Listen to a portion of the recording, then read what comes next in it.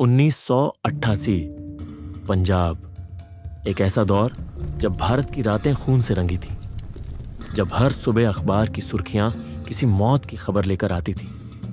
1984 में हुए operation blue star की आग अब भी ठंडी नहीं हुई थी। इंदिरा गांधी की हत्या के बाद जो दंगे हुए, उनके जख्म अभी भी हरे थे। पंजाब में खालिस्तानी आतंकवाद अपने सबसे खूनी दौर में था। हर हफ्ते पुलिस वाले मरते थे, हर महीने निर्दोष नागरिक, और इस सब के पीछे था ISI, पाकिस्तान की खुफिया एजेंसी, जो पर्दे के पीछे से हथियार, पैसा और ट्रेनिंग भेज रही थी। और फिर 1988 में स्वर्ण मंदिर परिसर एक बार फिर हथियारों का गढ़ बन गया। 200 से ज्यादा हथियारबंद आतंकवादी, AK-47, LMG, RPG, पूरा शस्त्रागार और 41 बेकसूर नागरिक बंधक। उनमें एक रोमानियाई राजनयिक भी था, लिवियो राडू। भारत सरकार के सामने एक ऐसा सवाल था जिसका कोई आसान जवाब नहीं था। कैसे खत्म करो इस आतंक को, बिना उस पवित्र स्थान को छुए जो करोड़ों सिखों की आस्था का केंद्र है। दिल्ली में IB के एक बंद कमरे में एक अधिकारी ने अपनी कुर्सी से उठकर कहा, मुझे जाने दीजिए।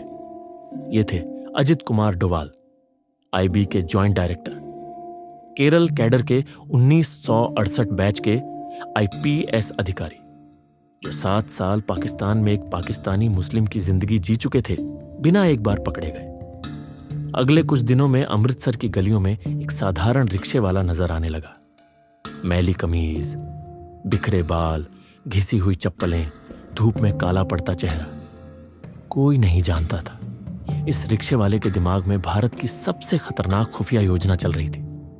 10 दिन तक आतंकवादियों के खबरियों ने उस रिक्शे वाले को देखा, परखा, उसकी दिनचर्या नोट की। फिर एक दिन 2 आदमी उसके रिक्शे के पास आए, आंखें कड़क, हाथ कुर्ते के नीचे।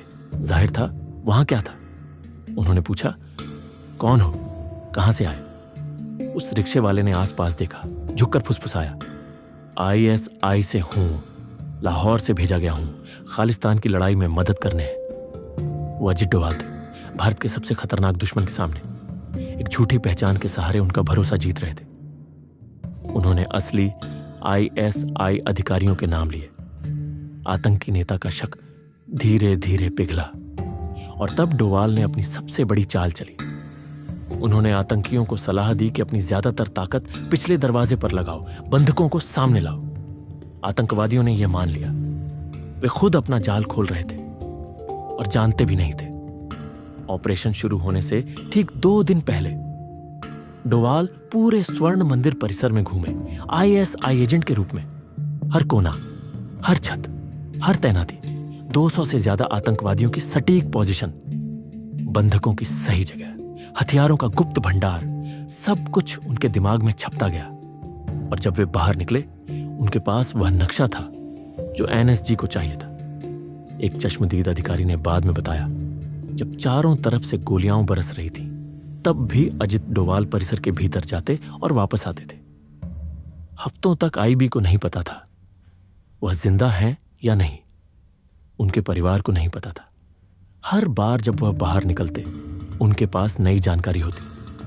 9 मई 1988 तड़के 3 बजे NSG के ब्लैक कैट कमांडो रात के साए में तैनात हो गए। परिसर चारों तरफ से घिर गया। सुबह के 5:47 पर परिसर के भीतर से गोलियां चली। आतंकवादियों ने पहल की। 2 CR PF जवान घायल, पर कमांडो जमीन पर झुक गए, ट्रिगर नहीं दबाया। NSG कमांडर ने रेडियो पर कहा, रुको, उन्हें थकाओ। उनका खाना बंद, पानी बंद, नींद बंद, जब तक टूट न जाए।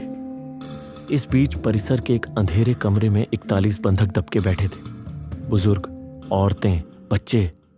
एक मां ने अपनी 7 साल की बच्ची का मुंह अपने दुपट्टे में छुपाया ताकि गोलियों की आवाज से वो न डरे। 3 दिन से रोटी नहीं थी, पानी बूंद बूंद आता था। 5वीं रात बादल बारिश, अचानक छत से LMG की भारी आवाज। 3 NSG कमांडो घायल। एक घायल जवान ने रेडियो पर कहा, सर, पैर में लगी है, मैं ठीक हूं, पोजीशन नहीं छोड़ूंगा। वह नहीं हिला। 9 दिन, भूख, प्यास, नींद नहीं। आतंकवादी टूट रहे थे। एक एक करके छोटे आतंकी बाहर आने लगे, हाथ ऊपर, आंखें नीचे। पर बड़े नेता अभी भी अड़े थे। उन्होंने धमकी दी, अगर फौज भीतर आई, एक एक बंधक को गोली मारूंगा। भीतर उस अंधेरे कमरे में वो मां ने बच्ची को और कसकर पकड़ा। 17 मई को सिख धर्म के सर्वोच्च धर्म गुरुओं ने अकाल तख्त से आतंकवादियों को आदेश दिया, तुम धर्म के नाम पर पाप कर रहे हो। इस पवित्र स्थान को युद्ध भूमि बनाना घोर अपराध है। तुरंत हथियार डालो। यह तीर सीधे आत्मा में लगा। जिस धर्म के नाम पर लड़ रहे थे, उसी ने उन्हें नकार दिया। उसी रात परिसर की पूर्वी दीवार पर एक आतंकी नागरिक के कपड़ों में पकड़ा गया। कांपती आवाज में उसने कहा, छोड़ दो, मैं बताऊंगा, सब बताऊंगा।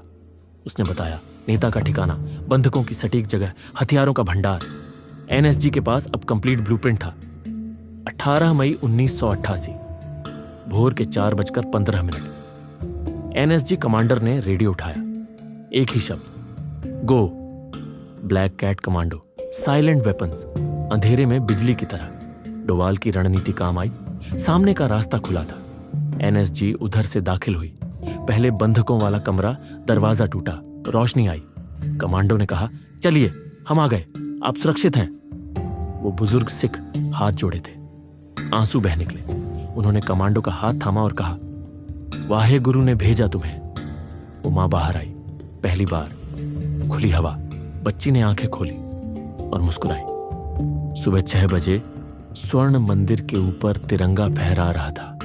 41 बंधक सुरक्षित, 200 से ज्यादा आतंकवादी गिरफ्तार या ढेर। और सबसे बड़ी बात, मंदिर की दीवारों पर एक खरोंच नहीं। रिक्शे वाला जो बिना एक गोली चलाए 200 हथियारबंद दुश्मनों के बीच से निकल आया, आज भारत का नेशनल सिक्योरिटी एडवाइजर है।